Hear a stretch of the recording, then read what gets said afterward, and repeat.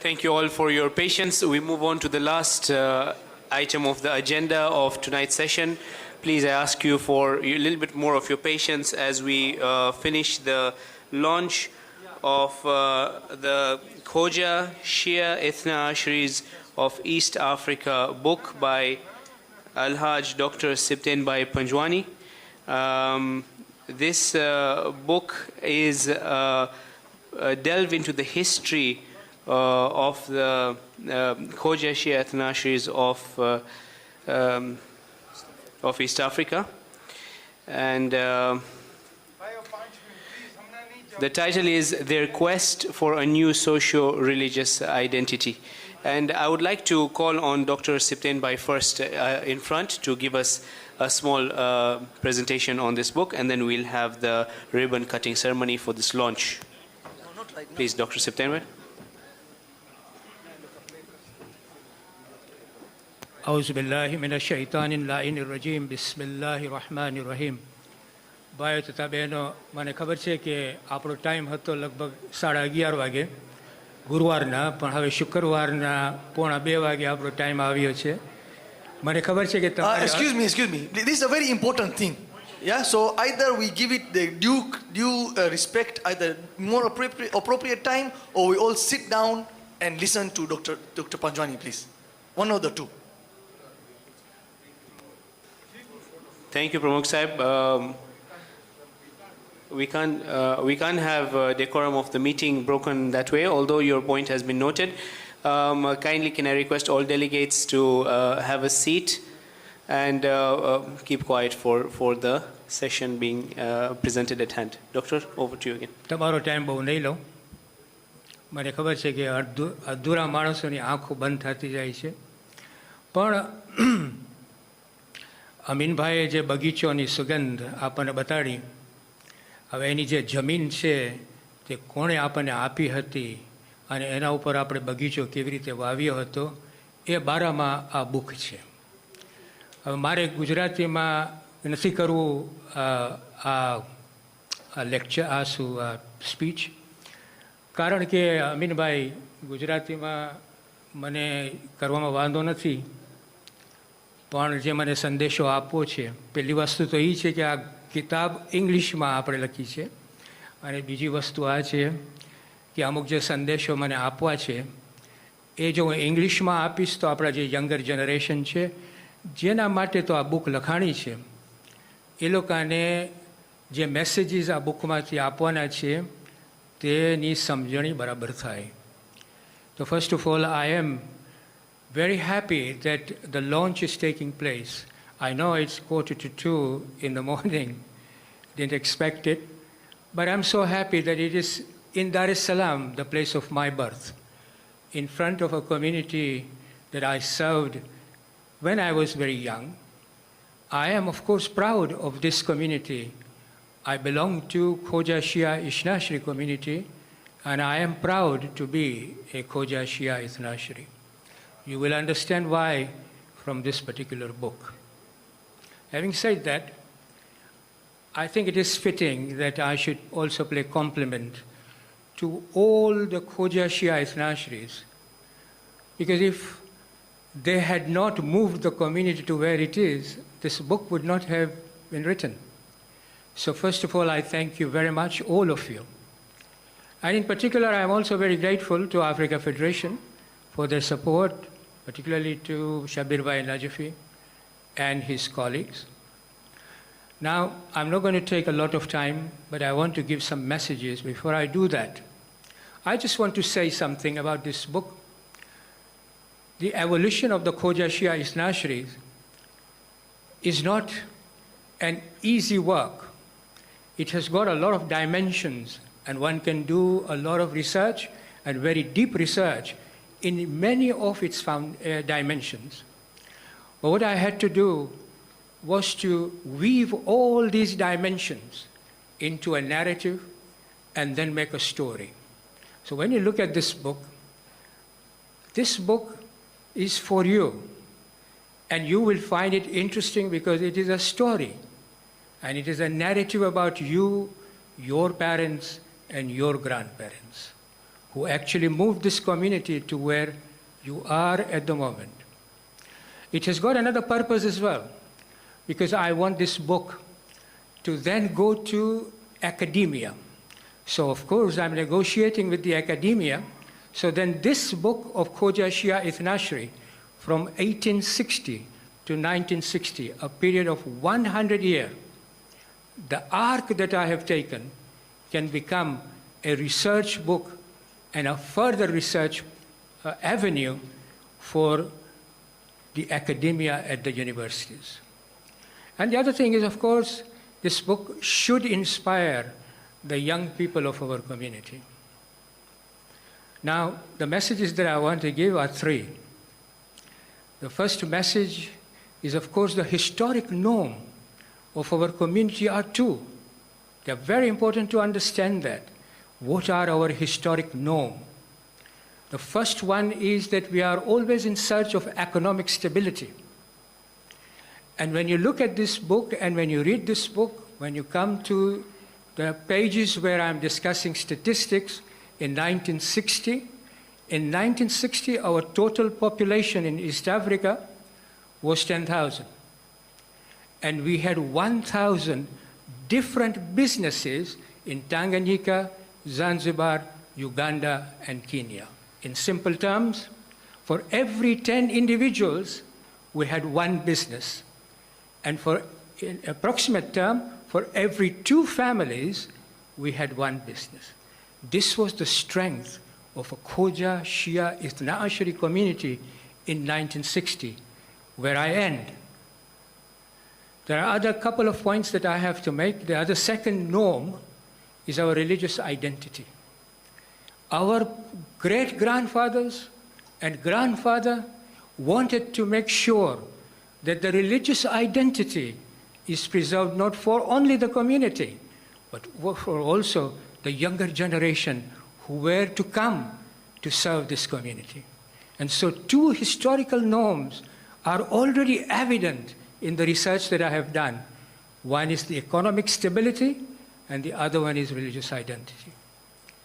Now, we as a community do not take interest in our history, and it's very sad. Very sad because you can become a top-speaking Englishman and a top-speaking Frenchman. But if you don't know your heritage, and anyone can ask you, where do you come from? And if our young men and women do not or cannot give an answer to where he or she comes from, where is their heritage, no matter how good your English is, no matter how good your French is, you will not be recognized as a cultured person. That's the tragedy that we may end up ourselves with if we and our young generations don't understand their heritage. And let me give you 2 examples. When I was invited to give a historical arc of KHOJA SHIA ITHNA at Al-Mustafa University in Tehran, Mashhad. And then my editor, my son, he's the editor of this book, was invited to again give an arc of our history just recently at the university in Jordan. The audiences in both the places were Muslims and non-Muslims, non-KHOJA heritages. And when we began to talk about our history of KHOJA SHIA ITHNA, there was pin-drop silence, particularly when we came to explaining that our great-grandfathers changed their religion to become KHOJA SHIA ITHNA. For them, it was a very courageous thing to do, changing someone's belief. The second thing they were very much interested was that as a small community, without any country, without any army, without any oil wells, a community, Marhum Mullah Asghar was always telling me, Siptain, you are wrong. It's not 124,000. And I used to say, I keep 124,000 as Secretary General in my book because there are 124,000 Paigambars, because we don't have demography. He was saying we are only 90,000. But to these Muslims and non-Muslims, people who were listening at KHOJA history, for them it was a fantastic risk-taking community who are now a global community and a community that has always functioned as a religious community, building mosques and sacred places wherever they go. We are not enlightened by it, but they are enlightened by it because they consider our history as a unique history, one. And secondly, we are a resilient community. We are an adaptable community. We are always searching truth in Islam. That is our heritage. An Iranian or a Lebanese have their heritages, and we have our heritages. And never, never, please, never laugh it off if somebody makes a jokes about KHOJAs. We are a proud community. We are not a KHOJA community. We are a KHOJA, SHIA, ITHNA, ASHERIES community. That is our identity. And in that book, I'm giving a definition of who a KHOJA, SHIA, ITHNA, ASHERIES is. This is only part one. And it ends in 1960. I have started a part two, which goes from 1960 to 2020, encompassing even the pandemic.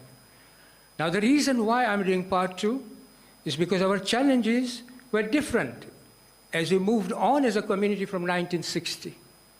Our challenges were completely different. We became a global community. We started to cross boundaries, ethical boundaries we crossed, cultural boundaries we crossed, religious boundaries we crossed. The challenges that were upon us were different, completely different. And so the questions now that are coming up are, do we want to become a thick community where we don't allow anyone to come into our community? Or do we want to become a thin community where we lose our own identity? In a global community, what should be our position as a community, particularly when we are only at the most 100,000, at the most 120,000? So we are a shrinking community. And so there are challenges that await us. And if we want to remain a KHOJA, SHIA, ITHNA, ASHERIES, then we better be passionate about it. And our youths must understand the value of being a KHOJA, SHIA, ITHNA, ASHERIES. That is all in part two. And whilst I'm here for a few days, I'm appealing to the leadership. I'm speaking to the great minds of Africa, Jamaat's leadership, who are listening to me. What I want to do, please take advantage of my visit here. I can learn from you what you think that our challenges are, and I will tell you from my own research what our challenges are. And there are answers and solutions to that, as the President-elect very eloquently put it, that the answers are there, but we have to all work together. ગુજરાતીમાં આપણે ઘણી વખતે કહીએ છીએ અમીનભાઈ કે ઘણી વખતે આપણા રિએક્શનમાં, અને આ સમજવા જેવી વાત છે કે આપણા રિએક્શનમાં આપણે ઘણી વખતે સૂકા સાથે લીલું બાળી નાખીએ છીએ. જ્યારે આપણને સૂકું જ બાળવું જોઈએ અને લીલાની કદર કરવી જોઈએ અને લીલાને આગળ લઈ આવવી જોઈએ. એમ ન કરવી જોઈએ કે આપણી આખી કોમ્યુનિટી બળી જાય અને આપણે પછી માથે હાથ દઈને કહે કે શું થઈ ગયું આપણાથી. So when we understand our community, where we have come from, where we are, we should be able to chart out a prosperous, a united, an enlightened community which believes in Islam according to Ahlul Bayt alayhimus salam.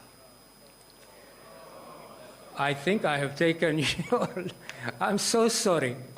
I was passionate about it, and I hope that some messages were passed on to particularly the young mind of our community. Now, I've been given this note.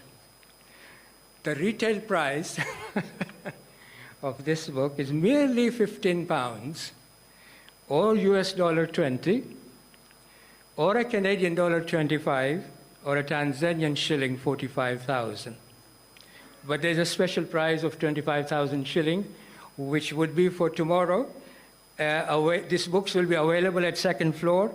And if anyone wants my autograph, I'll be there available, and if they want to speak with me, I will also be available tomorrow. But all this money, inshallah, for the printing that you have produced as Africa Federation, all this money will go towards Africa Federation. And this is my contribution to the community of East Africa. Wassalamu alaikum wa rahmatullahi wa barakatuh. Thank you so much, Dr. September.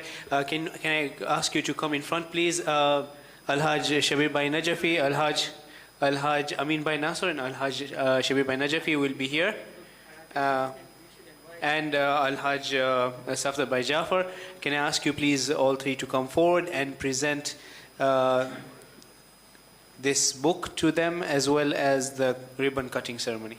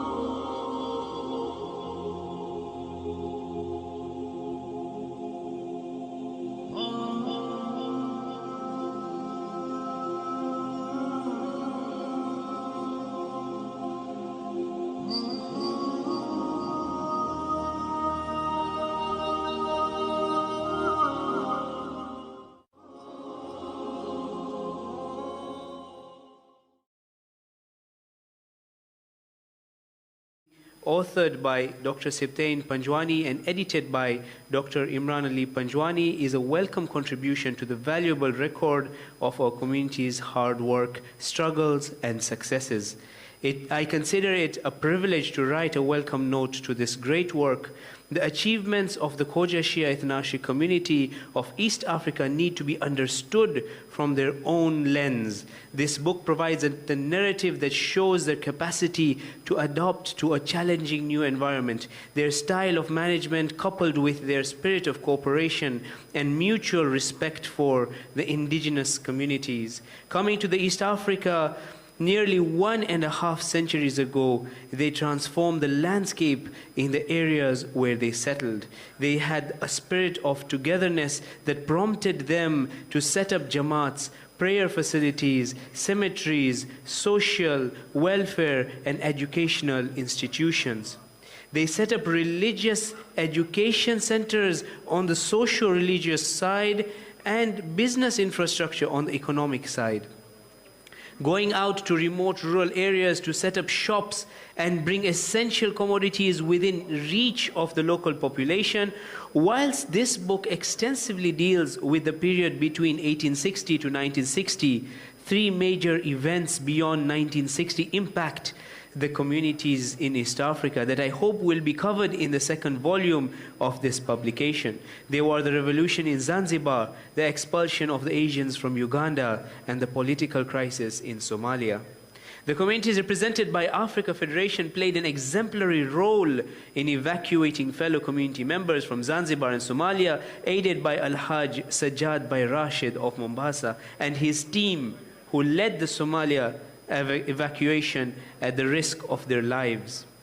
The Ugandan crisis led to the expulsion of almost 4,000 Shia ITHNA Asheries from Uganda. Their migration to the West exposed them to the principles of democracy and human rights, and it also made them realize the importance of higher education that could provide better opportunities for younger generation. It is a proven fact that the people of Gujarat, where KHOJA Shia ITHNA Asheries hail from, have business in their blood, yet dedication and sincere devotion to the cause are preconditions for sustainable economic activity. Asant. So this was a welcome forward from Shabir Bhai Najafi, which is included in the starting of the book. As was mentioned, this book will be available over here at the conference in the table, and you are most welcome to purchase this book and have a look through it. Asant.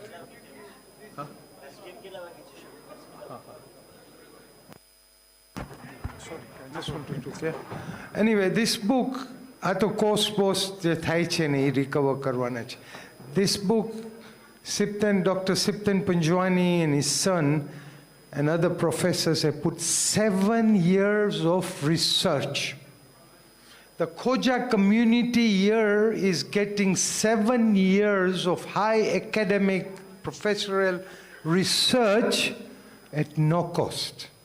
So Siptan Bhai, to you and to your son, this research could be worth hundreds of thousands of dollars, and it's given to community free of charge. We thank him, and so we should all get this book, and our children should read it. Thank you, Siptan Bhai.